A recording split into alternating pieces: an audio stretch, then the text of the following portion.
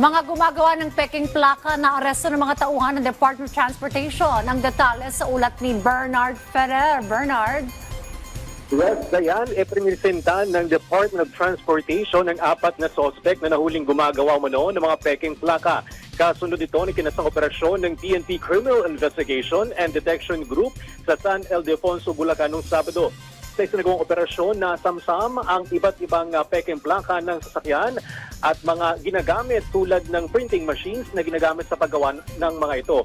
Ayon na kay Transportation Secretary Vince Dizon, karaniwang ginagamit ang mga peking plaka sa mga illegal na aktibidad at krimen. Kakasuhanan niya mga sangkot upang mapanagot sila sa batas. Tiniyak din ng kalihim na mayroong safety features sa mga lehitimong plaka kabilang ang QR code na nagpapadali sa pagtukoy ng mga peke. Binigyan na rin ng access sa QR code system ng Philippine National Police upang mas mabilis ang verifikasyon ng mga kahina-hinalang plaka sa lansangan.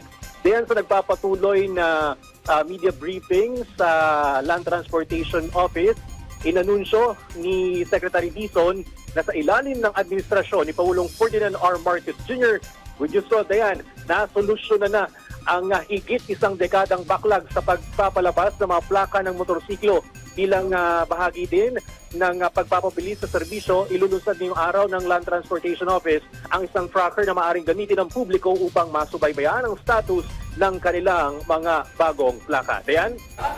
Maraming salamat, Bernard Ferrer.